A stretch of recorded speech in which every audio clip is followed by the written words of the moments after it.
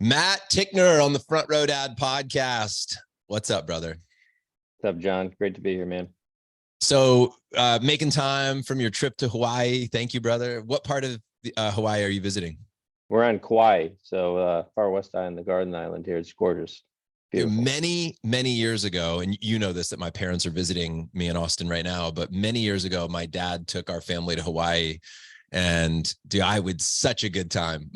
When I think about like the couple of memories that pop up for me when I think of Hawaii, one of them is going to a black sand beach. I don't remember where I went to see that, but that was really cool. And I remember the tour guide telling us that if you stole sand off the beach, they would charge you like $500 per grain of sand if you took it. And so I took a little bit in a photography. You remember the old film camera canisters? I took a little bit, and I was so nervous going through the airport. I was like, if I get caught, my parents are going to kill me. Yeah, that's expensive, man. Definitely. Matt, let's start with telling us a little bit about your family, where you're normally camping out when you're not in Hawaii. Yeah. So I've been married to my beautiful wife, Monica, now for 17 years. We met in college. And we have 5 amazing kids, and we live outside of St. Louis, Missouri, in a small town called Millstadt, Illinois. So we're doing life there together, and raising this Ticknor tribe together. And it's crazy times, but it's good time. That's cool, man. Yeah. Tell me a little bit about your life as a kid. Where did you grow up? What was it like? And I realize trying to unpack your childhood in a short period of time can be difficult, but big picture, broad strokes. Yeah. Growing up as a kid, I grew up in a small, middle-sized community in the Midwest outside of Chicago. Had great parents, right, that were always there for me, always supportive. I was the oldest of 3 kids.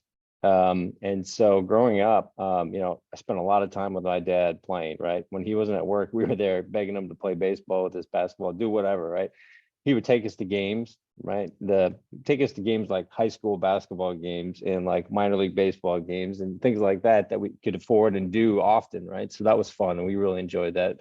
And he made it fun, but he always told us that he always had enough time for us. And when we got old enough to start playing ball and things like that, he was there, right? He made a point that we were important, and I saw that, and I learned that from him. Firsthand, watching him show up for not only me, but my brother and sister too, to let us know that we were important, and the most important thing to him in his life. The other big thing that I really think that my dad instilled in me is, a good work ethic. He was tenaciously, dedicated to his work and his family, but never let work trump, right, the most important thing. And that always stuck with me. And so, I really, really took, that to heart from my dad. And sometimes he maybe was a little bit too loyal to certain things, right? And when he switched jobs midway through my life to a job where he really was in the business of caring for people versus the bottom line, I saw that change in him. But it took some hard steps to get there, and drawing boundaries around when it's not healthy for you and when you need to make a change, despite what you think is best for your family, was also something that I learned through that experience with him. I know I sometimes find it difficult when I want to talk about some of the tough parts of my childhood without like throwing my dad under the bus or talking bad about him or something, because I want to be respectful. And I also have a lot of compassion. So I'm for people that are just humans raising children. If there was something that you would have wished were different, or you learned from your dad, maybe, hey, I'm going to do that a little bit differently when I get older, what comes to mind? Yeah, I think it's probably just, from what I just kind of said there and alluded to a little bit, he was fiercely loyal, right? And I think I would have learned to draw boundaries when it wasn't healthy for myself, right?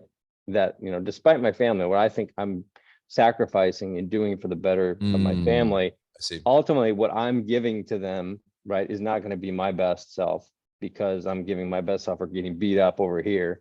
That's right. On a daily basis, when I think I'm doing what's best for my family. And I understand the mentality and the thought and honor it, right? Sure. But I think that's something I learned from him, and it's it took a hard lesson for him to experience firsthand and for me to witness. Yeah, I get you. How about fast forward to life today? Where do you feel you're winning as a family man? Yeah. So I probably, as a foundation, I have been winning with my health. right? My physical health, I'm probably in the best shape I've been in 20 years, right? And that's since Cool. joining Front Row Dads, and we're in this vibrant health pillar. And that's because of the, the support and the dedication and the accountability that I'm getting from all the guys, and especially the guys in my band, right? Checking in the daily habits. So my physical fitness as well. And I'm also trying to really focus on my spiritual and my mental health, right? I think it's kind of that three-legged stool that you can be physically fit, but if you don't have all of the pieces together, you're not quite, short up. So I think because of that, and I'm winning, the fact that I'm here talking to you from Hawaii today, because my wife is doing some amazing things here that I'm, very supportive of and love her for. I would have never taken 5 kids, John, on a plane to Hawaii, forget the cost and everything else, and just the headache of trying to get out here. And, and I'm here. So that's a huge win. So we're all And having a that's, great time. and by the way, it's 13, 10, 8, 5, and 2. Yep. That's Yeah. incredible, man. That's incredible. Yeah. We should just spend the rest of the time talking about that or celebrating you for that. It is awesome, by the way. I really want to honor you for that. That's really, really cool. And you're right that a lot of it is what I just heard, 2 things, like actions speak so loudly, that it's really the thing that it tells the story. So your health, like what you're doing for your health, for your kids, the actions you're taking is so great. And just popping them on the plane and going and traveling. So you can talk about adventure. You can talk about you can talk about a lot of things that adventure by its very nature teaches. And so I want to honor you for that. What about challenges? Where do you find that you're being challenged in any of the 6 pillars right now? Yeah, I mean, I think probably a couple pillars that I'm being challenged in is, as you mentioned, having 5 kids, 13 to 2 is a challenge, right, on a daily basis, just because by its nature, it's a lot, right? Yeah, And it's I a lot. find myself wanting to spend more time with them, being more intentional, and it's just tough, right, to tackle all the things that are going on just from a pure volume and doing that. So I feel like being in that intentional parenting pillar, I need to, step up my game there a little bit, come up with some strategies, the board meeting, right, the one-on-one time, that special day we call it, right, be much more intentional with them to build those relationships, as that time is fleeting, as I see them grow up here so quickly. And the other part of that that's kind of goes in hand to hand is the thriving marriage, right? It's the most beautiful relationship I'll ever have in my life, but it's also one of the hardest, especially when we're trying to raise these 5 kids together. And it takes a lot of work, and there's not a lot of time in between, right? Everything on a daily basis from, wake up to go to bed. So those are the 2 things that, challenge me on a daily basis that I'm proud to kind of lean into right now. What do you do each day, perhaps a habit, a rhythm, a ritual that puts you in the right mindset to be in a marriage, to be a father to 5 children? And I know the obvious answer to that is probably like, well, health, and that's awesome if that's part of it. But I'm thinking about expanding that to also include, and take the answer anywhere you want, but any type of journaling activities, any type of affirmations that you might say to yourself, any type of check-ins with brothers, or books that you're reading, or things that support those challenging areas. Yeah. So I've really started leaning into, the Miracle Morning. Our band has started a morning check-in, right? So we text each other first thing in the morning, say, good morning, guys, make sure we're all up and at it. And as part of that, I do the meditation, the breath work that I learned right at Front Row Dad Live was really impactful and transformational. So I incorporated some of that. Certainly reading. And I've, through Front Row Dads also got introduced to an amazing guy named, Kelly Flanagan, who I think a lot of people know, and have been spending some time with him too. So, between all those things, as well as you mentioned, and I said earlier, the physical fitness and, spiritual mental health side of things, that meditation, 5-minute journal, just some quick hits, right, to kind of get me in the right frame of mind. So I find myself just naturally being more aware to my, surroundings and how I am on a daily basis. I'll wake up first thing in the morning in that, higher fight or flight mode. It's naturally how I wake up, right? Where am I at? What is going on? And by starting my day off that way, I kind of recalibrate things, and it's much smoother. I started doing the 5-minute journal weeks ago, yeah, I would say weeks ago. Tiger's been doing it at school. He's Yeah. 13 for anybody listening in. He's been doing the 5-minute journal.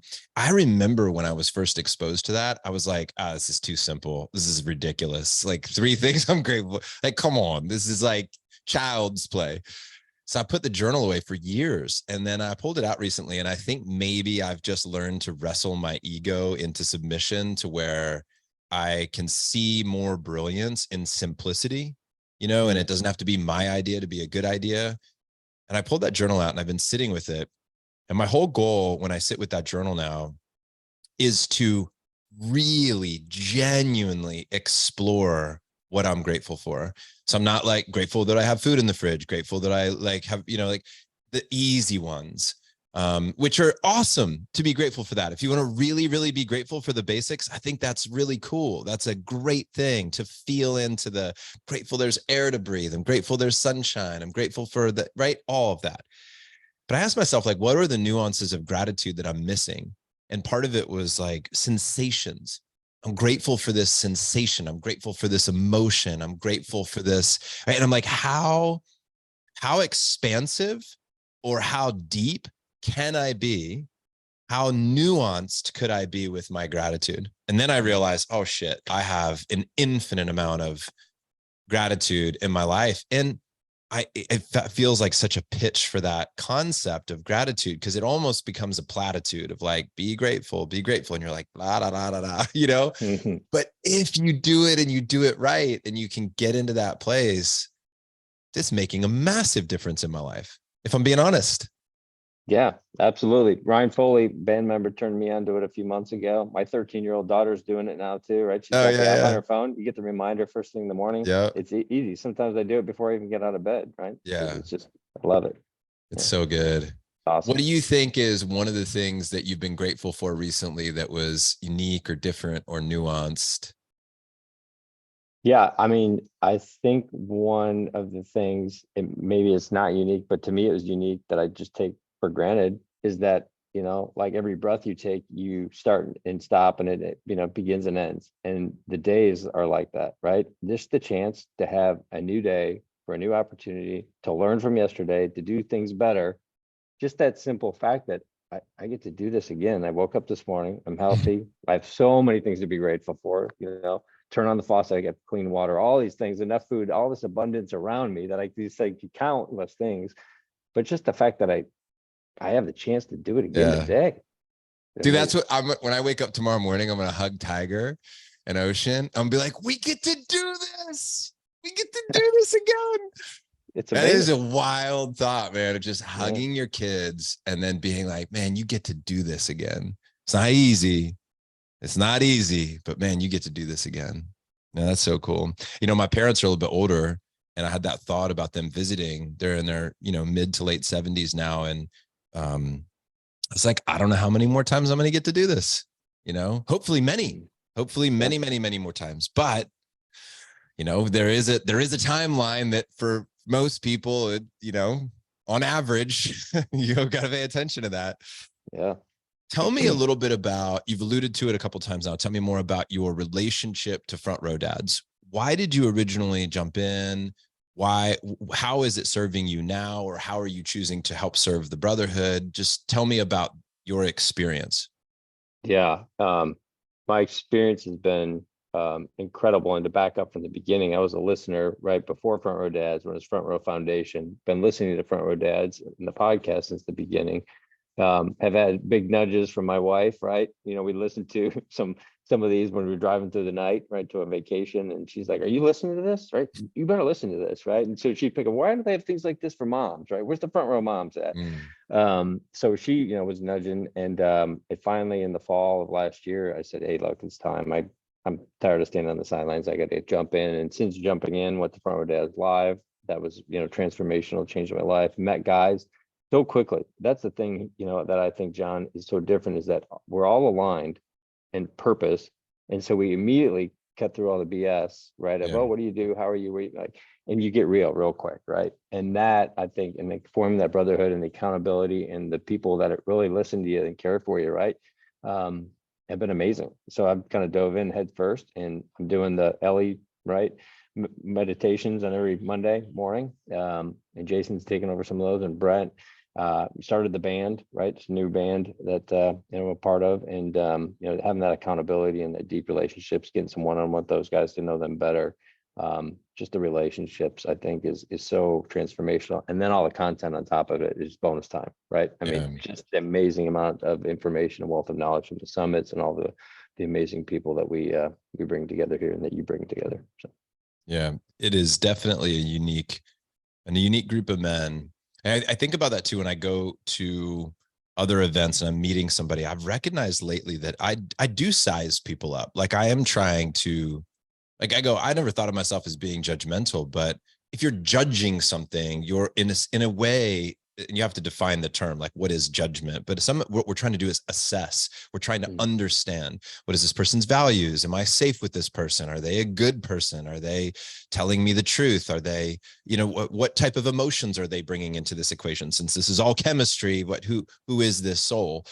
And I think with Front Row Dads, it feels like, for me, it's a filter. If a guy has made the commitment to come to an event like that, like he's listened, he's paid the money, he's shown up, he knows enough to say yes to this with all of what we said of who we are and who we're not, that's a lot of filtering.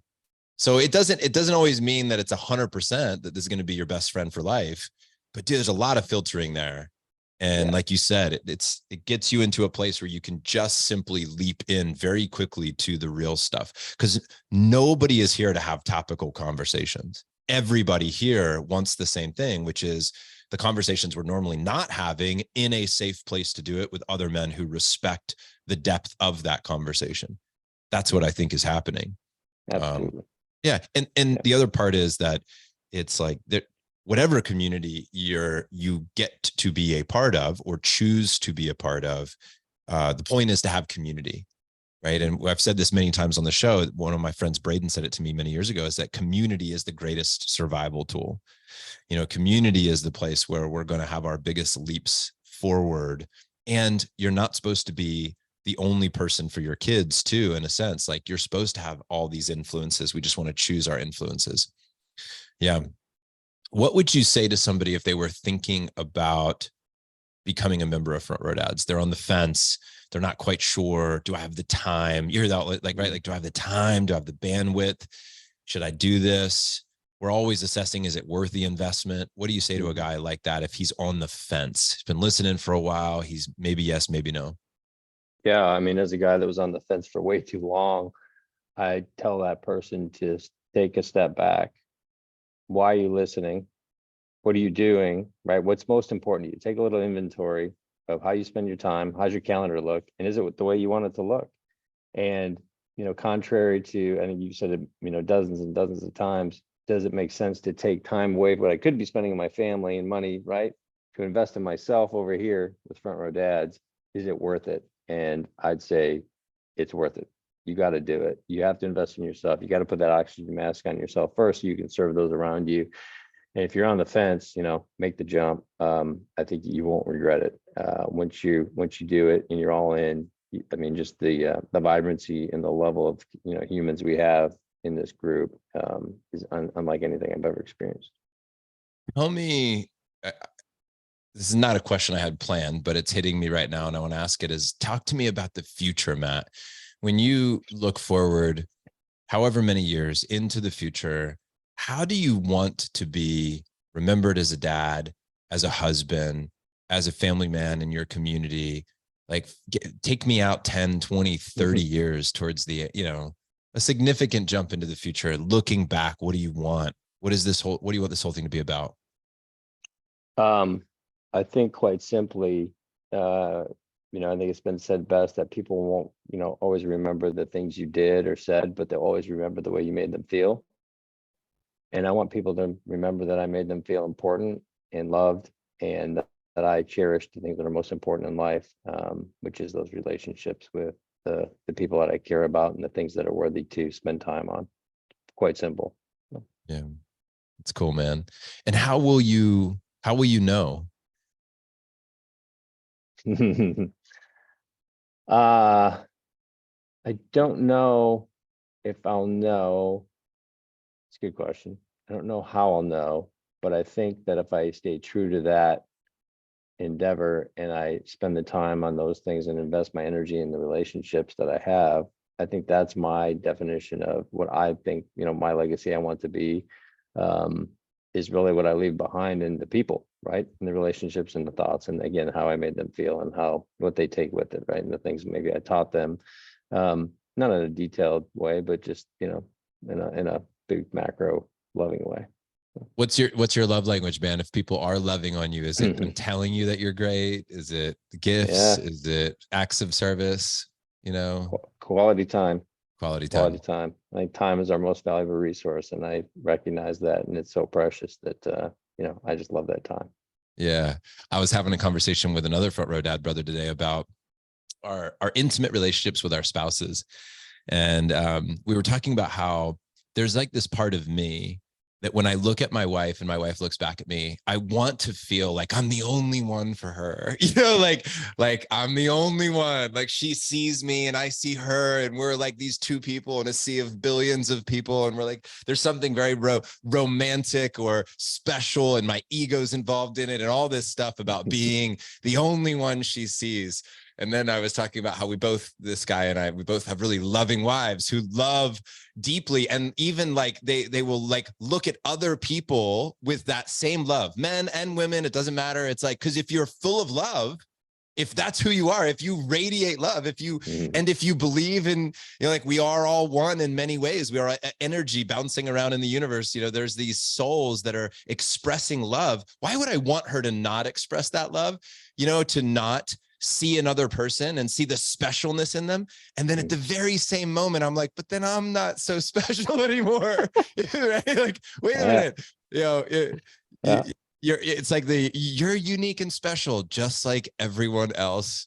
It's just an interesting thought about our, how we like to be seen or known, or how we spend time, how we experience love. That just popped up for me, man. It's so interesting. So interesting. About what triggered it was the quality time comment. It's like, we want somebody to spend time with us so we feel like we're the only one, or we are the one. And then, and sometimes it's tough when we're not. It is. It is. Yeah, man.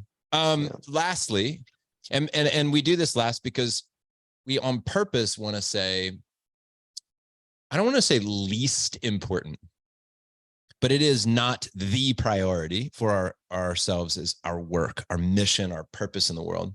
But yet it's okay to love it, right? It's okay to put food on the table. It's okay to make lots of money and serve the world and create a big business. So we're not making it evil also. But we do save it for the last, because for us, we put family first and business second. So what is your business, Matt? What do you love to do? How do you serve the world? How do you provide for your family?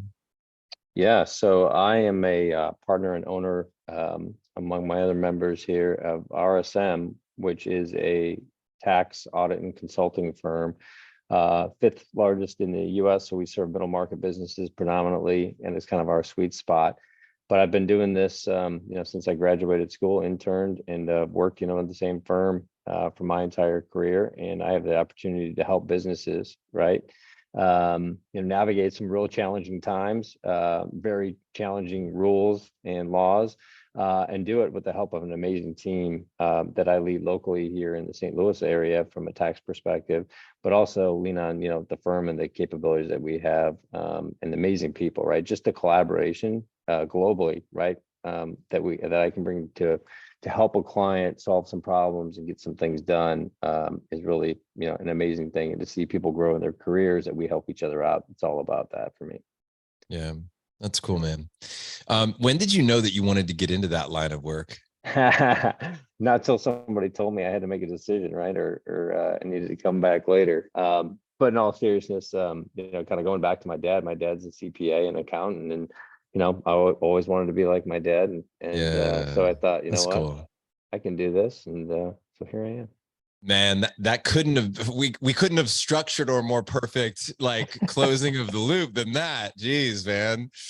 It's like we planned that out, but that's beautiful. I appreciate that so much. And Matt, I want to say that it is an honor to have had this time with you today, man. Thank you for taking a moment.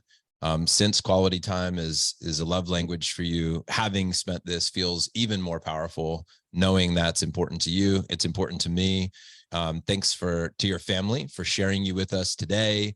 And I'm going to let you get back to the sun and to the family and enjoying Hawaii. So appreciate you. So glad you're part of this tribe and excited to continue to build and learn and grow with you in the years ahead. So thanks for being here, brother.